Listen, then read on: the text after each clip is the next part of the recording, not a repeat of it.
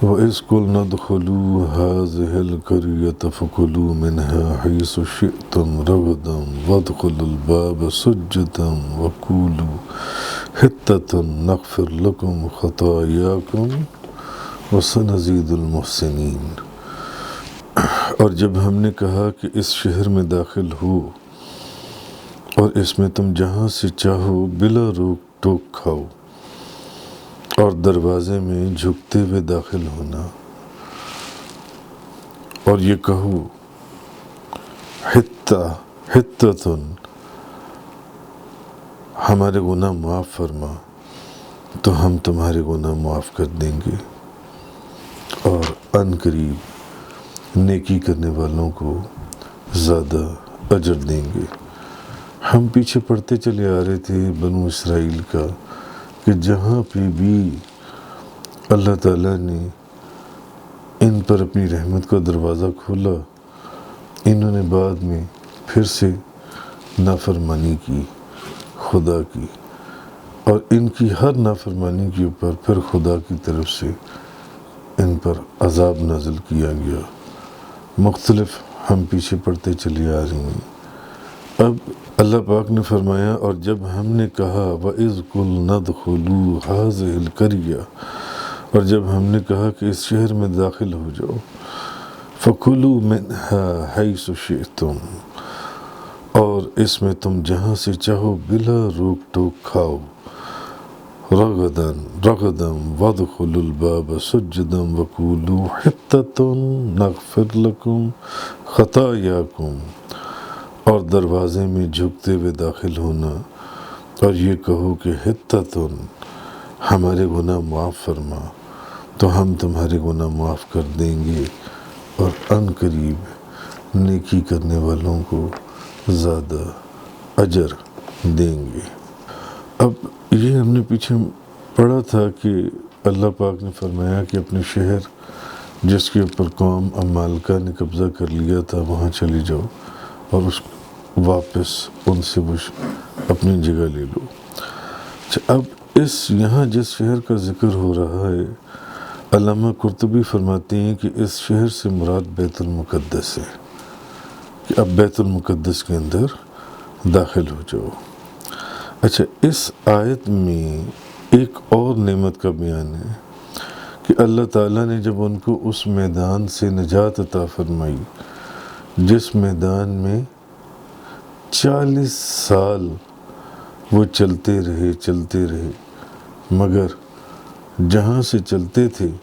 وہیں پر اپنے آپ کو دوبارہ پاتے تھے۔ جب اللہ تعالیٰ نے ان کو اس عذاب اور تکلیف سے نجات عطا فرمائی ان کی اس سزا کی وجہ سے، اور بیت المقدس میں داخل ہونے کا موقع عنایت فرمایا،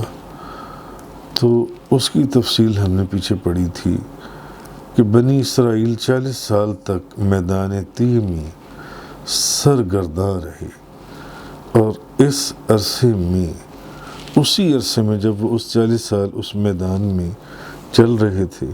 مگر جہاں سے چلتے تھے واپس وہیں پر اپنے آپ کو پاتے تھے، اسی جگہ پہنچ جاتے تھے، تو اس دوران حضرت ہارون علیہ السلام اور حضرت موسیٰ علیہ السلام ان کی وفات ہو گئی۔ حضرت ہارون علیہ السلام بھی وفات پا گئے، اور حضرت موسیٰ علیہ السلام بھی اس عرصے کے اندر وفات پا گئے۔ حضرت موسیٰ علیہ السلام کے بعد اب حضرت یوشع بن نون علیہ السلام نے قوم عمالقہ سے جہاد کیا، اور جو بنی اسرائیل زندہ بچ گئے تھے انہوں نے حضرت یوشع بن نون کا ساتھ دیا، کیونکہ آپ کو معلوم ہے کہ 70,000 بنی اسرائیل قتل کیے گئے تھے جنہوں نے اس بچھڑے کی پوجا کی تھی، اور ان لوگوں نے قتل کیا تھا جنہوں نے اس کی پوجا نہیں کی تھی۔ یہ ان کی توبہ کا طریقہ تھا جس پر خدا نے ان کی توبہ قبول کی۔ جو قتل کیے گئے وہ شہید قرار پائے، اور جو بچ گئے ان کی توبہ قبول ہو گئی۔ اور ان کی بھی جو شہید ہوئے ان کی بھی توبہ قبول ہو گئی۔ تو انہوں نے حضرت یوشع بن نون کا ساتھ دیا تو اللہ تعالیٰ نے ان کو فتح عطا فرمائی، اور 40 سال کے بعد بنی اسرائیل کو اس میدان سے نجات حاصل ہوئی جس میدان کا ذکر پچھلی آیت کی تفسیر میں ہم نے تفصیل سے پڑھا تھا۔ اس میدان سے نجات حاصل ہوئی۔ تو اب جب بیت المقدس میں فاتحانہ شان سے داخل ہونے کا وقت آیا کہ بیت المقدس کے اندر فاتحانہ شان کے ساتھ اب داخل ہونا تھا، تو اللہ تعالیٰ نے فرمایا کہ بیت المقدس کے دروازے میں سجدہ کرتے ہوئے داخل ہو جاؤ اور حطۃ کہتے ہوئے داخل ہو کہ ہمارے گناہوں کو معاف فرما۔ یہ کہتے ہوئے داخل ہونا۔ وَإِذْ قُلْنَا ادْخُلُوا هَٰذِهِ الْقَرْيَةَ فَكُلُوا مِنْهَا حَيْثُ شِئْتُمْ رَغَدًا، اور جہاں سے تم بلا روک ٹوک کھاؤ، اور جھکتے ہوئے وَادْخُلُوا الْبَابَ سُجَّدًا وَقُولُوا حِطَّةٌ نَغْفِرْ لَكُمْ خَطَايَاكُمْ، اور دروازے میں جھکتے ہوئے داخل ہونا، جھکتے ہوئے سجدہ کرتے ہوئے جھکتے ہوئے داخل ہونا، اور یہ کہو اور کہنا حِطَّةٌ ہمارے گناہ معاف کر دے تو ہم تمہارے گناہ معاف کر دیں گے، اور ان قریب نیکی کرنے والوں کو زیادہ اجر دیں گے۔ مگر ہمیشہ کی طرح یہاں پر بھی بنی اسرائیل نے خدا نے جو طریقہ بتایا تھا اس کے خلاف کیا۔ اب اللہ تبارک و تعالیٰ نے تو یہ فرمایا تھا کہ کس طرح داخل ہونا، سجدہ کرتے ہوئے وہاں سے داخل ہونا، مگر یہ لوگ اللہ کے حکم کے برخلاف یہ سرین کے بل گھسٹتے ہوئے اندر داخل ہوئے، اور حطۃ کی بجائے کہ ہمارے گناہوں کو معاف کر دے، حنطۃ پڑھتے ہوئے داخل ہوئے، یعنی کہ جس سے مراد ان کی یہ تھی کہ ہمیں تو مال اور گندم عطا فرما جنسی۔ یہاں پر بھی انہوں نے وہ کیا کہتی ہیں خدا کی نافرمانی کی اس جگہ پر بھی۔ تو معلوم ہوا کہ متبرک جو مقامات کی تعظیم چاہیے ہوتی ہے، اسی لیے اللہ تبارک و تعالیٰ نے ان کو کہا کہ یہ بیت المقدس انبیاء کا مقام ہے، یہاں پر اس طریقے سے داخل ہونا ہے، کیونکہ مقدس مقامات جو ہیں یہ اللہ تعالیٰ کی نشانیوں میں سے ہوتی ہیں، جس طرح ان الصفا والمروۃ من شعائر اللہ۔ اور یہ بھی معلوم ہوا کہ بزرگوں کے قرب میں توبہ اور نیکیاں قبول ہوتی ہیں، بلکہ ان کے قرب کی برکت سے نیکیوں کا ثواب بڑھ جاتا ہے، کیونکہ بیت المقدس نبیوں کا شہر تھا۔ تو اسی لیے مدینہ منورہ کی مسجد میں آپ یہ دیکھ لیں کہ ایک نیکی کا ثواب کتنا ہے؟ 50,000 50,000 گنا 50,000 ایک نیکی کا ثواب ہے۔ تو کیوں؟ کیونکہ مدینہ منورہ میں بزرگوں کے بزرگ نبی کریم صلی اللہ علیہ وسلم موجود ہیں۔ کہیں اور نیکی کریں تو ایک نیکی، مگر مسجد مدینہ منورہ میں نیکی کریں تو وہاں پر ایک نیکی کا ثواب، مسجد نبوی میں 50,000 نیکیوں کا ثواب ہے۔ اور دوسری بات یہ بھی معلوم ہوئی کہ جیسی خطا ہو ویسی ہی توبہ بھی ہونی چاہیے۔ اگر خطا اعلانیہ ہے تو اس کی توبہ بھی اعلانیہ ہی ہوگی، اور اگر گناہ خفیہ ہے تو اس کی توبہ بھی خفیہ ہی ہوگی۔ تو اس سے معلوم یہ ہوا ایک چیز، مفتی احمد یار خان نیمی صاحب رحمۃ اللہ علیہ فرماتے ہیں کہ اللہ کی جو رحمت ہے اگرچہ ہر جگہ پر ملتی ہے، اگرچہ ہر جگہ ملتی ہے، مگر ملتی اپنے اسٹیشن کے اوپر سے، اپنے اسٹیشن کے اوپر سے،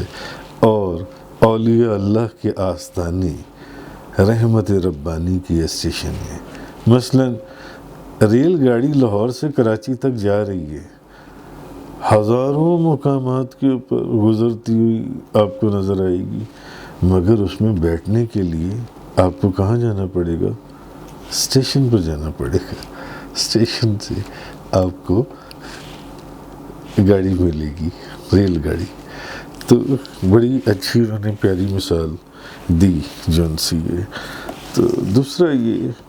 کہ بنی اسرائیل ہمیشہ کی طرح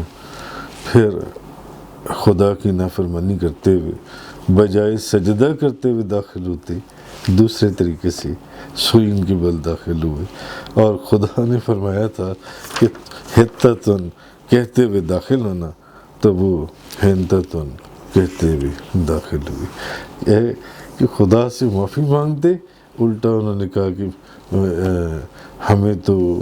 گندم چاہیے، گندم کے انبار چاہیے۔ تو اس طریقے سے اللہ پاک نے فرمایا فَبَدَّلَ الَّذِينَ ظَلَمُوا قَوْلًا غَيْرَ الَّذِي قِيلَ لَهُمْ، سو جو قول ان کو کہنے کے لیے کہا گیا تھا، ان ظالموں نے اس کو بدل دیا۔ اس قول کو خدا نے کیا کہا تھا کہ کیا کہنا، اور انہوں نے کیا کہا، انہوں نے اللہ کے کہے کو تبدیل کر دیا، تو ظالموں نے اس کو بدل دیا۔ الذی قیل لہم، جو ان کو کہنے کے لیے کہا گیا تھا، فانزلنا، اب ہم نے نازل کیا، علی الذین ظلموا رجزا من السماء بما كانوا یفسقون، تو اب ہم نے ظالموں پر آسمان سے عذاب نازل کیا کیونکہ وہ فسق کرتے تھے۔ پہلے کتنی عذابوں کا ان کا ذکر گزر چکا ہے، جگہ جگہ ہر جگہ پر نافرمانی کرتے، پھر عذاب کرتے، پھر پیغمبر اور رسول کی دعا سے وہ عذاب ٹلتا اور وہ عذاب دور ہوتا، تو اب خدا نے پھر ان کے اوپر عذاب نازل کیا۔ اس کا جون سا ہے۔ تو امام ابن جریر طبری اپنی سند کے ساتھ روایت کرتی ہیں کہ جب بنو اسرائیل سے کہا گیا کہ دروازے میں سجدہ کرتے ہوئے داخل ہو اور سرین کے بل داخل ہوں، تو وہ سجدہ کرنے کی بجائے سرین کے بل داخل ہوئے، اور حتتن کی جگہ انہوں نے ہنتتن کہا، تو اب خدا کا عذاب ان پر نازل ہوا، جو طاعون کی وبا ہے، طاعون کی وبا کی شکل میں ان پر آسمان سے ایک عذاب نازل ہوا، پلیگ کی بیماری جس سے ان کے تمام بڑے لوگ ہلاک ہو گئے، مگر ان کے جو بیٹے تھے وہ بچ گئے۔ اور بنو اسرائیل میں جس فضل اور عبادت کا ذکر کیا جاتا ہے وہ ان کے بیٹوں میں تھا، اور ان کے تمام آباء و اجداد جو نافرمانی کرتے تھے وہ طاعون کی اس وبا میں ہلاک ہو گئے تھے، وہ سب مر گئے تھے طاعون کی اس وبا کے اندر۔ امام جلال الدین سیوطی آپ بیان فرماتی ہیں کہ حضرت امام احمد، امام ابن جریر، امام مسلم، امام نسائی اور امام ابن ابی حاتم حضرت سعید بن مالک، حضرت اسامہ بن زید اور حضرت خزیمہ بن ثابت سے روایت کرتی ہیں، مختلف صحابہ کرام سے، یہ مختلف محدثین بیان کرتی ہیں۔ انہوں نے بیان کیا کہ رسول کریم صلی اللہ علیہ وسلم نے فرمایا طاعون جو ہے یہ گندگی ہے، طاعون گندگی ہے، اور تم سے پہلے جن لوگوں کو عذاب دیا گیا یہ ان کا بچا ہوا عذاب ہے۔ طاعون یہ جو چوہوں سے، یہ جو بیماری پھیلتی ہے چوہوں سے، چوہوں کے جراثیم سے، تو نبی کریم صلی اللہ علیہ وسلم نے فرمایا طاعون کیا ہے؟ یہ گندگی ہے، اور تم سے پہلے جن لوگوں کو عذاب دیا گیا یہ ان کا بچا ہوا عذاب ہے۔ اگر کسی علاقے میں طاعون پھیلے اور تم وہاں ہو تو حضور نبی کریم صلی اللہ علیہ وسلم نے فرمایا کہ تم وہاں سے مت نکلو۔ اگر کسی علاقے میں طاعون پھیل جائے اور تم اس وقت وہاں موجود ہو تو تم وہاں سے مت نکلو، اور اگر تم کو یہ خبر پہنچی کہ فلاں علاقے میں طاعون ہے تو پھر تم وہاں مت جاؤ، تم وہاں نہ جاؤ۔ یہ حکم ہے حضرت عائشہ صدیقہ تو یہ بطاہرہ زاہدہ عابدہ رضی اللہ تعالیٰ عنہ بیان کرتی ہیں کہ انہوں نے رسول کریم صلی اللہ علیہ وسلم سے اس بیماری کے متعلق پوچھا، طاعون کے متعلق، تو نبی کریم صلی اللہ علیہ وسلم نے فرمایا یہ عذاب ہے، طاعون عذاب ہے،